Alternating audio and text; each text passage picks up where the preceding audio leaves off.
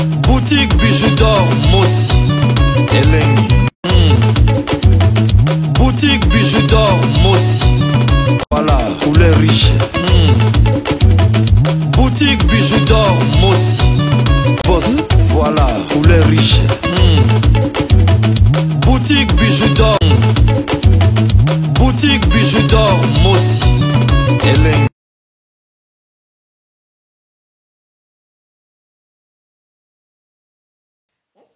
Bonsoir, bonjour. Na mutunyo so ya kozwa occasion ya kolanda émission ya Mama Bijou na mukola lelo ngande kola bino ya mwasi na kombo ya Bijou d'or. Lelo Mama Bijou d'or na ye libino lisolo moko ya pasi pe mawa. Donc kande na lobaka nga na za Bijou d'or na beta masolo ezaka chaque vendredi na 20h30. Mama Bijou d'or asala makambo ebele, Mama Bijou d'or asala ba émission ba Amser, Mama Bijou d'or asala promotion ya ba star, Mama Bijou d'or alambaka, Mama Bijou d'or asala ba publicité, Mama Bijou d'or atiaka ba information, Mama Bijou d'or asala vraiment makambo ebele. Na mutu nyonso tout oyo okuta ata mususu na video na rapona mbala liboso. Donc au s'abonner na Bidor TV eloko liboso nazo senga na yo, s'abonner na Bidor TV. S'abonner, la place sur la comme abonner, au s'abonner, au fini croche la notification pour la biloko nyonso tout ce nga na tie et comme la na facilité nyonso. Donc lelo vraiment na eli kobete la bino di solo moko et pesinga pasi mingi parce que donc bande kolanga ba youtuber na ba youtubers façon baza ko bete lango mutu na mtazo bete la yango na version na ye yango e poussenga na zalaki vraiment motivé yako landela penza di solo o malamu yako luka penza information na source yango Mama Bijou d'or ayi ko bete la bino vraiment di solo oyo donc nazali susu motivé makasi yako beta di solo oyo pona koyoka mutu obomi mutu. Et puis au bombier nandaku pendant 5 jours solo ekomi kobima et puis yo moko la kaka nandaku wana do di solo Mama Bijou d'or ayeko beta na sibino mo bomoni profil nanga ba o balandi di solo ya ndeko na biso ya mobali na kombo ya Serge kombo na ye Serge Bakajika ba o balandi di solo o ba yebi tango bomoni déjà profil boyebe loko ni Mama Bijou d'or ayeli na ye kotani sabino qui est Serge. Parce que bande kolanga mutu la mutazo kobeta lisolo na ndenge na ye ezala batu musu bazolo baki azali parisien azala kana France ezala ba musu balobi ki uti Belgique donc ba verso eza vraiment ebele yango Mama Bijou d'or nga na ye libino le fils qui est vérité ndeko na biso ya mobali na kombo ya Serge Bakajika avant auta na Suisse donc abandaki kovanda na Suisse ndeko na biso ya mobali na kombo ya Serge akoli la famille moko normal, famille moko ya bien, famille moko respectée, donc famille ya malamu na papa na ye na mama na ye. Mama na ye babengaka ye mamu na Suisse, papa na ye babengaka ye tatu na Suisse. Donc baza vraiment ba parents wana oyo tatu na mamu Suisse mobimba côté la bango nyonso tout ba pesara ba parents wana respect. Ba pesara ba parents wana donc ba parents wana ba edikara bana na bango malamu. Donc Serge akoli na ba parents ya malamu, akoli vraiment na ndako ya tata na mama na ye na Suisse, azwa vraiment éducation de base ya malamu. Donc quand ndenge bana bakolaka, mututa mususu azwa éducation ya ba parents na ye malamu, akoli akomi autre chose. Parce que ça ba mususu baza koloba que oui, ta mususu, mwana ngo aza soki ndenge nini, ta mususu yango Mama Bijou d'or na ye koyebisa bino ke Serge oyo bozo mona ye na profil wana aza mwana aza vraiment balobi aza vraiment agité aza konange na ba akomi penza peta musu na ba 40 te aza na papa na ye azali vivant mama na ye pe azali vivant bavandaka na Suisse sikonde kona biso ya mobali akomi na Congo ndenge nini tokoyeba yango awa ndeko na biso ya mobali na kombo ya Serge asalaki ba études na ye asilisi azalaki cuisinier ndenge zala kaka mwana ozaki na ndako ya papa la mama osilisi classe alobino azwa ndako na ye parce que asakolaki azwi pika ndako na ye ya kovanda na Suisse wana kaka ndeko na biso ya mobali na kombo ya Serge ayeko kutana na copine ya française vraiment ya mundele parce que ndeko na biso ya mobali azalaki Suisse donc ye na famille na ye mobimba nyonso tout basi bazwaki nationalité ndeko na biso ya mobali ayeko zwa mwasi ya française baboti mwana moko Donc, après, couple la bango, et comme il a pitopale, et quand il désordre, dès qu'on a vu sur la mobile, la combo ya Serge, a comme il menacé, moi, si na yewana ya mundele ya française, moi, si na ya mundele ya française, akimi na mwana. Kokima akima kina mwana, parce que, déjà, mobile ya bandaki koloba, dès qu'on a vu sur la mobile Serge, bandaki koloba, ki na ko yiba yo mwana, na ko kende na ye na Congo. Yango e pousse ki française wana akima na ye na mwana. Mbok, esika kende, France pe munene, do ba yebite, place nini, kweni ni, française wana azalaka na mwana. Et là, vous voyez qu'il après divorce, après séparation, dès qu'on a vu sur la mobile, na combo ya Serge, à Kotaki prison. Kokota Koti prison na Suisse, et qu'on sala ke, ba Suisse, ba refoulé, ba botolié, séjour. Bande kolanga biso, surtout au vandi na poto to yebi, so qui, ba, au Koti prison, la bankabwa bike, mike, tam sous ba contravention, ba nini, point ça arrive. Et qu'on a aussi des punitions na yo et puis au bimi na yo on continue vie na yo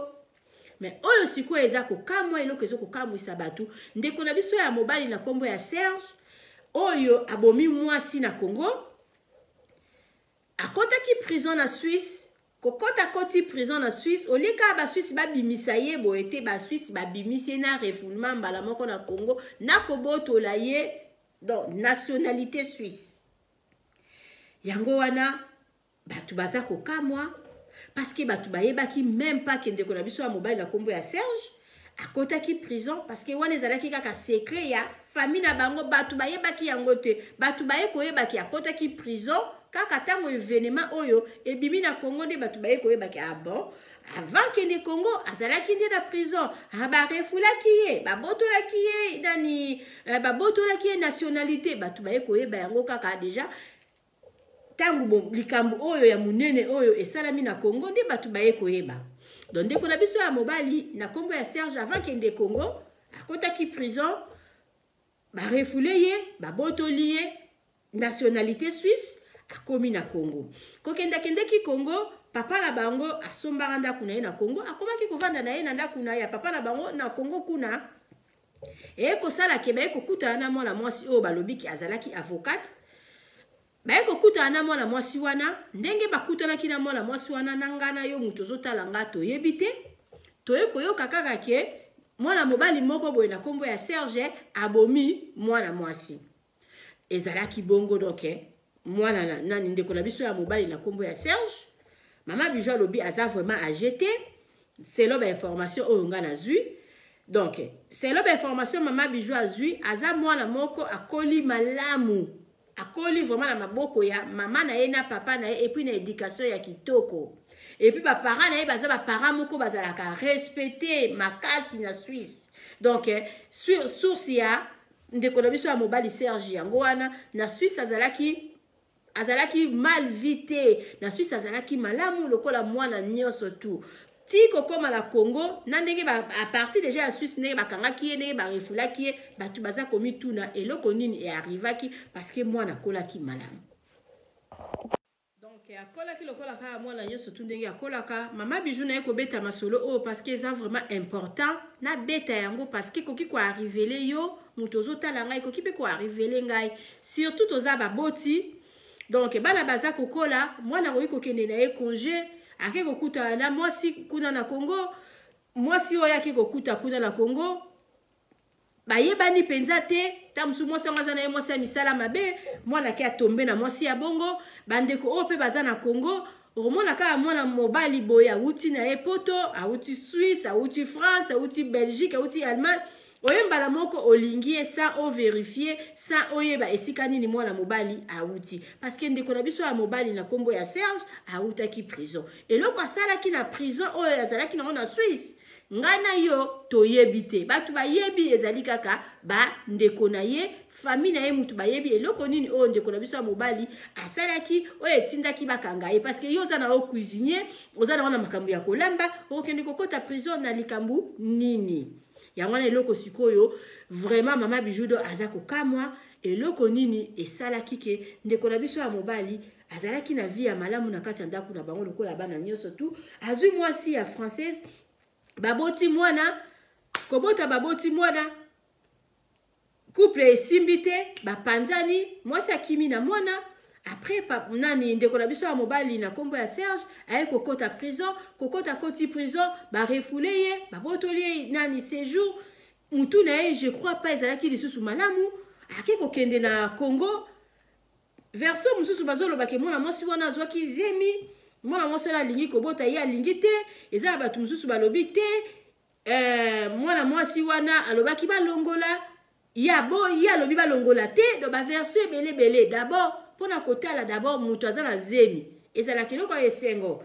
na Suisse bakima ye na mwana tango mwana mwasi wana na Congo azwi zemi il fallait ye papa na biso na kombo ya Serge ndeko na biso na kombo ya Serge accepter là parce que les gens na Suisse babotolaki séjour na Suisse azalaki lisusu te donc famille il fallait na Congo mais eloko nini sikoyo esali lisusu ki ndeko na biso ya mobali aboma mwasi avanda na ye na ndako pendant 5 jours donc vraiment bandeko na nga likambo oyo point oyo likambo oyo eza vraiment makasi ndeko na biso ya mobali nga pona nga nazo komona ke mutu na ye ezalaki malamu te parce que eloko ya zemi eloko ya mwana ezalaka eloko moko ya esengo ekomi ndenge nini ke ndeko na biso ya mwasi ya mobali akata kopini na ye mikie et puis au kati mutu mikie au lieu débarrasser na ye même jour te 5 jours na ndako avandi na yebembe esika moko solo komi kobima batunde baye kota pona ko sala enquête ne baye kokuta ebembe ya mwana mwasi wana kati ya ndako na lisolo ezo sala pasi ya mwana vraiment ba question penza ezali question penza eza mingi te parce que tokoki ko condamner ba parents te ba parents baza na témoignage na bango ya malamu babokoli bana na bango malamu bapesi bana bango éducation ya malamu Suisse mobimba eza ko témoigner yango mwana ye ko changer na dernière minute ezali nini mwana obotamaki na yo okolaki na yo très bien osisi ba classe na yo obandi musala na yo okutali na mwasi na yo ya liboso soki esimbite okoki ko continuer vie na yo ba refoule yo ke Congo ke kokwea kutu na ndako papa na bino asomba okoki pe ko continuer vie mususu kuna na Congo parce que batu baza na Congo pe bazali na bango mais ekomi siko na niveau ndire loko moko ezo landa yo on dirait na prison ya Suisse mutu ese bebaki déjà tanga mataki déjà na avion azaki déjà ya kokrake mwana mwasi wana yebaki na ete azwaki na déjà mobali moko déjà mutu ese beba donc la question wana eza koyelanga comment mutu akoki ko changer boye na mbala moko parce que bana o bazalaka ya mabe bayebanaka tozali na bamboka toyebi ke mwana ya intel azalaka toujours na banof toyebi ke mwana oyo soki likambo esalami c'est normal esalama parce que base na ye déjà ezalaki mabe toyebanaka mais siko mwana moko akola la famille moko ya malamu o mokili mobimba eyebi kana miniti boye mwana a changé yango wana biso ba parents il faut tozalaka toujours sage il faut to vera toujours na bana na biso eloko nini eyaki ko arriver tango mwana longwe pa ya ba parents na ye nini comportement nini oyo akomaki na yango entourage nini oyo ye azwaki mwasi wana mwasi wana oyo ya liboso oyo ya française oyo esimbaki te ezalaki nini mpona esimba te ntango mwana barefoule ye baparent eske baparent bayebaki mwasi wana akutanaki na ye azalaki nani baplace wana nyonso tu ifo tobanda komeka kotuna baparent ifo tozalaka éveillé mwana na yo azalaki awa akei barefoule ye ifo kozalaka toujours derrière ye ifo koyeba nani akoki kokutana na ye lisusu parce que mutu d'abord soki baza ko refoule ye akendeki déjà azaki déjà ya ko craquer bo ba bonheur nyonso to azalaki nango na Suisse ezalaki lisusu bongo te malgré kendeki na ndako papa la bango azalaki déjà na musala na ye azalaki na mwa salaire na ye yebaki ki akosomba lipa akosomba nini nyonso to na sa compte yango ala pona nga mama Bijudo nazomona ke ndeko na biso ya mobali tango déjà azomata déjà na avion azalaki lisusu yete mutu na ye ezalaki ya kobeba toyebi te na prison wana soki basala ye nini parce que koboma mutu soit disant mutu aza na zemi likambu ya zemi mwasi na mobali basololaka soki tolingi te balongolaka la bango soki tolingi toboti eza ya koboma mutu te yango na ba question wana nyonso tout oza na mama bijou na lingi to mekana ko commenter to mekana ko tia yango na ba commentaire ezalaki nini pona ndeko na biso ya mobali akomati na makambo oyo asali ya koboma kopini na ye obomi mwana mwasi ya batu donc okati evi kaka boye donc makambo to bandaye komona ngo kata mususu na bikolo mususu biso moko ba congolais to komi ko bomana omona mwasi na mwasi atumbi mobali atumbi mwasi mwana mwasi o batumbaki wana na enzi po to lobaki ki po azali étranger muta sali eboye siko biso moko ba congolais abomi congolais tala niveau tshela ata mutu poison mutu anga kufa no ozui kati mike keli mutema ozola na ope na ebembe panda 5 jours na kati ya ndako ezali nini eloko nini e arrivé ki mwana wana ya mobali na kombo ya Serge ndeko wana ngala kobenga ye ndeko wana ya mobali na kombo ya Serge asala makambo minene oyo ye asali l'état azwaye en charge parce que oyo akei wana aza mutu donc ndenge ezali wana ntango akala ezalaka obomi mutu babomi yo nga mpona ngai fali baboma kaka ndeko na biso ya mobali wana Serge parce que mwana mwasi wana mpe aza mutu aza mpe na bafamille na ye yango wana vraiment tomeka kozala mayele donc bandeko na biso bandeko na ngai ya basi oyo bozalaka na Congo bozalaka mayele omoni mwasi mobali awuti poto la plupart bobenga batuka ba parisien mais bana Suisse bazalaka bana Deutschland bazalaka bana ya ba parisien bango moko bazali bana Belgique bazali bana Londres bazali omoni mutu ozui mwana poto moko aye zala nanu vraiment na yeba nanu na mboka na ya wuti azalaki nani yeba nanu avant mata avion eloko nini oh ya salaki avant kokele ko sa donner kaka boye tala likambo ekweleli ndeko na biso ya mwasi vina we katani kaka boye epesa bandeko na ngai ya basi oza na Congo mayele epesa biso mayele eza kaka na Congo te atape ana poto makambo bongo esalamaka makambo bongo esalamaka batu baza kobomana yeba nani nanani oza kovanda na ye yango na basi bakoma kolingana bango mibalo bazali ba responsable parce que mobalo aza responsable jamais koki kosala likambo munene bo jamais koki kosala likambo ya munene boy il faut koyeba mutu nini oyo zolinga kopesa ye motema na yo mutu nini oyo zolinga kobima na ye pona ba genre ya ba makambo aboye donc ba parents mwana na bakei congé na Congo donc il faut toujours kotia bana na mabondeli mwana okende kokuta na kopini nini atape ana poto mwana ngao okende kokota na ndaku nini mwana ngao tokie ndaku nini wewe okuta na mwana mwasi moko boye ya be esprit mabe mwana vandi na ye mbala moko mwana ye moko akomi démon mbala moko mwana komi assassin okomi kokaniso libinga mwana na nganga na bokola ka mwana na ngabana na babanga même mbeli ya pamba koma mwana oya ko chuba muninga mbeli bana na ngaba zalaka be bana ngaba bundaka te koma mwana oya ko sala boye donc il faut ba parents tous à la cassage il faut to veiller kasi bana na biso bandeko oya basi biso basi kokuta na mobali bwembala moko kolinga ye to ye na yebite ceux qui bazalaki kana ki copain copine na yebi pete ceux basi ba koma ki ba fiancé parce que comment la mokili ka soko vandi na mutu 3 mois 4 mois au fiancé nanga o vandi na mutu 2 ans au mobali na ngai to yeba ko employé ba mona bisoté donc et sali pasi makasi biso ba parents tous à la makasi na sima ya bana na biso to te ya bana na biso donc eza na bato baza ko condamner ba parents ngala tangeli bino na yebisi bino mwa biographie ya ndeko na biso ya mobali na kombo ya Serge donc vi na yendenga bandaki ko vivre na Suisse akola ki malamu donc likambo esalami bato ya Suisse bango mo baza ko kamwa baza ko yeba te leloko nini ekomeli mwana wana parce que bango bayeba ki évolution na ye ya malamu ba évolution tout ya mabe wana kaka famille na ye mutu e garda yango bato bayebi yango te bato surtout ki kaka ye Serge akomi na Congo donc eza vraiment likambo moko video oyo ndeko na ngai tangu yo kotala yango partager yango tindela yango mutu mususu pona to yeba donc ba fille avant que linga mutu faut ko yeba ye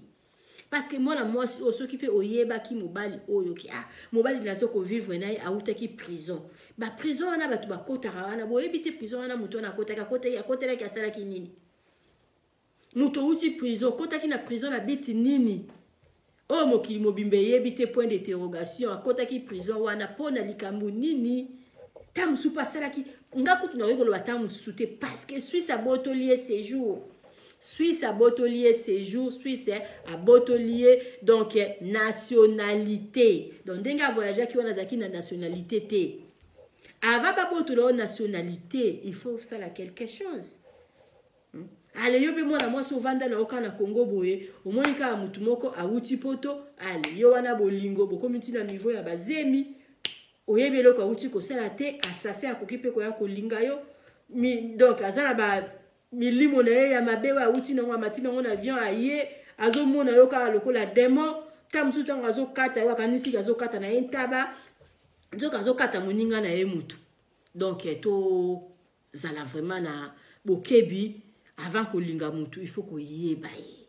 il faut ko zwa vraiment taya ko yeba mutu pona ko kendi ko kota na ndaku na ye parce que bakambo ya bayaka to vanda oyo ya ngwana ndem tezo sala ke batu batumbana couple moko be bobala na bino pete bokuta na bino ka na poto tellement lokolo ezala aka ki mwasi tamsaza na ndaku ale mobali wana okangi bisaka chaka ki okoti pa ya mwasi lobi batubio ya tango akale bande kozala avant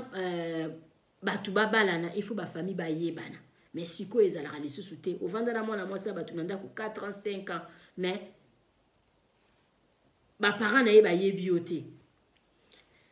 ba parents na yo ba yebi ete mais bino bovanda ka bobotaka nyoso tezaka pona ko sukisa lisolo nanga yango wana na komi tuna ba mituna oyo yango wana na komi kopesa conseil ba parents to éduquer bana na biso malamu ba parents oyo bazana témoignage ya malamu ba éduquer mwana bango malamu donc moi na ye ko changer na mukolo mais to lemba te ko éduquer bana to lemba te ko pesa bana biso conseil biso bandeko oyo ya basi surtout na Congo to yeba mibali nini o ba utaka poto soki mobali alingi yo il faut ko sala makasi ko yeba un peu passer na yeso kezala kindenge di eza vraiment très important pona ba makambo bongo eyela kabiso te il faut ko yeba mobali oyo asala kinini avant aya ko linganga mobali oyo avant linganga azala kinanani il faut ko yeba il faut ko sala ka moi banquette il faut que vous ayez la patience koyeba nani aye kolinganga eza vraiment très important pour na vie na biso et puis pour na bana o bazo kende na bokende na OK Congo OK kolinga même chose yo mwana poto avant olinga mutu olinga fina kin sala na nous vraiment donc étudier sala banquette na yo luka oyeba mwana mwasi nazo linga ye azalaki na nani liboso nanga avivaka ndenge nini et ça vraiment très important parce que ko kuta na ka ndenge batu bazo ko kuta na bo surtout na ba réseaux sociaux bokutani na mutuka aboye après 2 jours 3 jours bino na bobalani mingi bongala loba makambo surtout za la destin makambo bongo pe salama na okuta mpe na mutu malamu o nzamba tiaki loboko mais la plupart ba déception za la mingi il faut vraiment que soit temps ko eba mutu yangwana mundela sala likambo ya fiançailles mundela bimisa mo wana pamba te eza vraiment très important il faut ko eba mutu nini oyo yo olingi o s'engager na eza vraiment important balobaka malamu ozala sel que ozala mal compagnie eza mot français donc mama bijou na lingi bino mingi na komi vraiment ko chiter na lisolo langa donc lisolo oyo euti na Congo ndeko na biso ya mobali autaki na Suisse autaki na France te ndeko na biso ya mobali abotami na ba famille abotami lokola mwana nyonso to abotamaka na ba famille moko ya malamu éducation na ezalaki malamu base na ezalaki malamu ayeko beba ye moko ti akomi na niveau ya koboma mutu donc eza point d'interrogation mama bijou do na koki koyeba eloko nini esalaki yete aboma mwana mwasi wana yango wana sengi tamsu na mutu oyo koki koyeba lisusu lisolo oyo please telanga commentaire parce que mama bijou do azolinga ayeba eloko nini ekomelaki ndeko na biso ya mobali oyo achangeaki dikubuye kobetela bino vendredi na ote kobetela bino lobi mutu soko zwaki occasion ya kotala yango te ezalaki lisolo ya ndeko na biso mo na France arefulaki mwana na ye na arefulaki mwana ye ya mwasi na Congo. Donc refoulement ekoki pe ko changer mutu. Ba pasi mususu pe ekoki ko changer mutu parce que ndeko na biso ya mobali na kombo ya Serge azaki na vie na ye ya bien na Suisse. Mbala moko aye ko se retrouver ba refoulé ya komi na Congo, pasi pe ekoki ko changer mutu. Yango wana refoulement ezalaka malamu te. Batonga batiaka batu wana na kasho na prison wana so basalaki pe ndeko na biso ya mobali nini nyonso tu ezaka nzambe mutu ayebi. Donc refoulement ekoki pe ko changer pe mutu ba idée na ye ezalaki lisusu ndenga azalaki na Suisse te ba pasi pe ekoki ko sala ke mutu abongwa akoma mutu mabe. Mais eloko lisusu eza ya mutu ya eloko ezo sala ka pasi parce que avant kita Congo azalaki na prison. Eloko bakangelaki ye nangana yo toyebite babotola ye nationalité oyo esalamaka te. Soki alma apesio nationalité pona alma botola yo seke osali crime moko ya makasi oyo alma koki lisusu te abi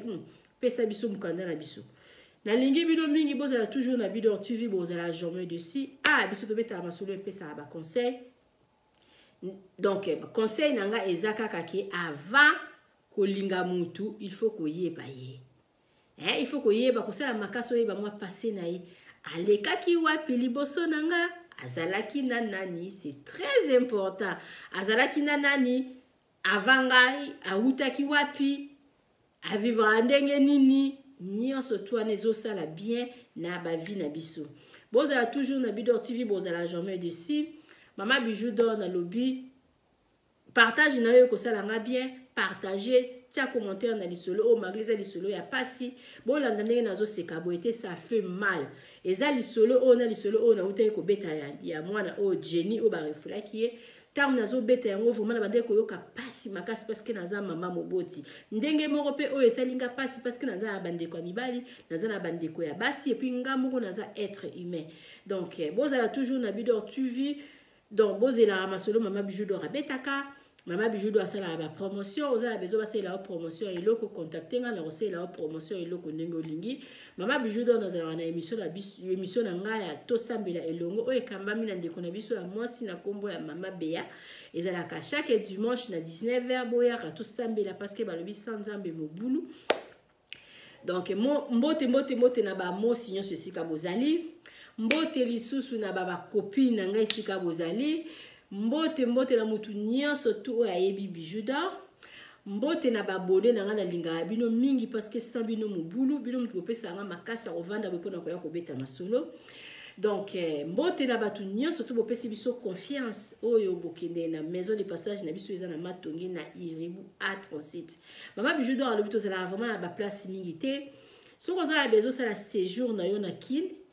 Ko hésiter te contacter Mama Bijou na numéro okomona na suka sala réservation na yo avant. Okende ko sala séjour na yo na maison de passage na biso ozala vraiment na, donc kuna penza na kei ya malamu, tozala la sécurité assurée, tozala problème ya maïté, tozala problème ya couranté, donc makamunyo surtout penza ali wow. Tozala voiture na biso to louer saka soko lingi ba ya kozwa na aéroport ba ya kozwa yo soki po lingi osala kaka ba course na yo na kin kuna ozana yo mwana poto lingi louer voiture na partir à Congo. Contactez Mama Bijou d'or sala réservation à voiture na yo, donc to repesa yo chauffeur essence eza yo to solo la makamyo soto ole kamala Mama Bijou d'or makamyo soto sala ka li solo. Et puis tozala boutique na biso eza na kati ya maison de passage, boutique na biso zoteka biloko kitoko, neti blues oyo kala mingi pete ezokota na kati ya boutique, lobi na latela ki bino blues moko, na yebisa ki bino na blues wana ezokota na kati ya boutique, même oyo pe parce que nga nazala nga mannequin, nga balati sala bango nga parce que nga la sala nga ba tout publicité, nga yebisi bino nazala nga mona bitinda. Ozala besoin ya terrain, ozala besoin somba lopango, contactez Mama Bijou, tozala ba terrain tozoteka. Donc, contactez-nga, au son mandat qu'on a vraiment, et si kamoro ya malamu, et puis nda kumo ya ba problème te, donc Mama Bijou d'or le biso oza ko na besoin, otinda na yo ngai, ngana ke na ko sombela yo, na yela yo ba document na ko salango.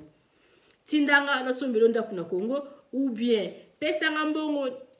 na tinda ba sombela onda kuna Congo, ou bien yo moko okay, nakutisani yo na bato linga lezala pasi nakokutisa yo na bato baza kuna en tout cas osomba ndako na yo ya kitoko ndako moko ya baproblème te okozala jamais de sika ndenge mama Bijou d'Or alobaka mama Bijou d'Or nga naza wana mpona bino ozala besoin tosala interview ozala besoin tosala émission ya modèle nyonso tu mama Bijou d'Or naza prête ya kosala oyo nyonso tu bino bokoloba tosala. Sauf que maman Bijou d'Or abeta à masolo ya ba problème té sauf que maman Bijou d'Or azana biloko mususu na koyi kosala té parce que je suis responsable. Vous allez toujours na Bijou TV vous allez jamais de si na tieli bino ba publicité na biso ya maison de passage nazo zela ba peine na bino po benga nga pona kosala réservation ya ba place na bino donc nayebi ke ndeko ozotala nga ozokende kala mingi te Kongo nga nazo zela obenga nga pona ko réserver place ba publicité na biso yangoyo.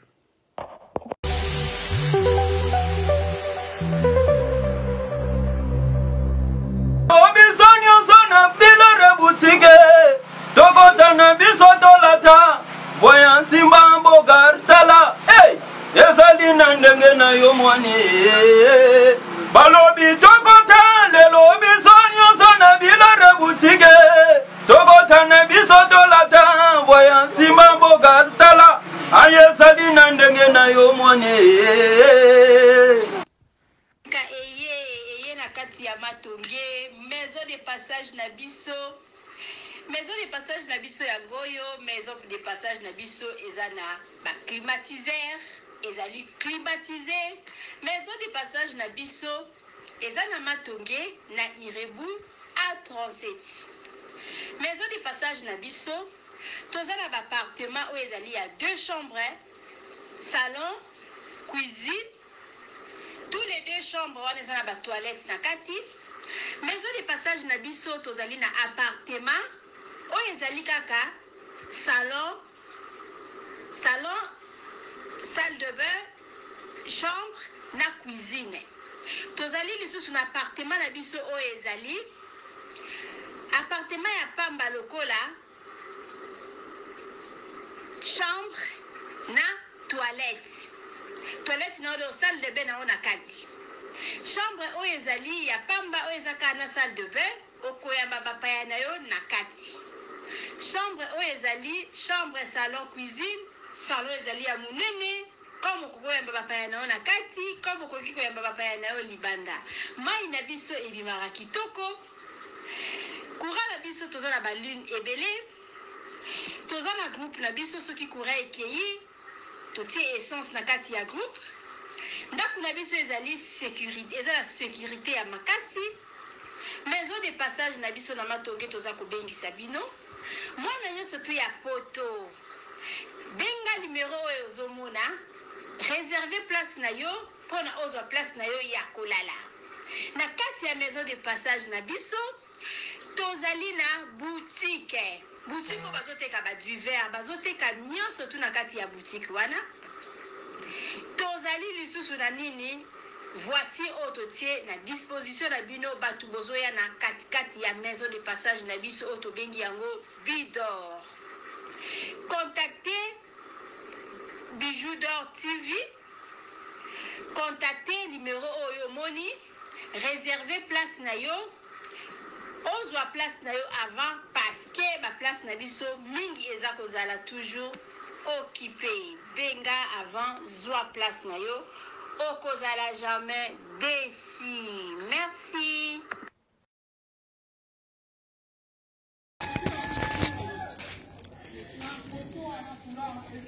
Salut, j'espère que vous allez bien. En fait, c'est plus pour les diasporas. C'est donc qui veulent passer leur séjour ici à Kinshasa. Alors pour tous vos déplacements, il y a une voiture à louer qui est là, marque Hyundai. La voiture elle est confortable, donc climatisée et tout. Donc la voiture répond vraiment aux normes. Alors pour tout contact, veuillez contacter Bidor TV au numéro qui suit, plus 49 17 85 52 23 11. Donc je réponds pour une meilleure compréhension. Plus 49 17 85 52 23 11. Donc la voiture elle est là, marque Hyundai. Donc voilà. Donc ici nous sommes à Kinshasa. Donc pour tous les diasporas, pendant tous vos séjours à Kinshasa,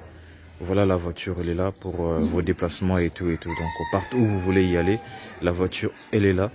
Donc, vraiment, veuillez contacter Builder TV et vous ne serez pas déçus.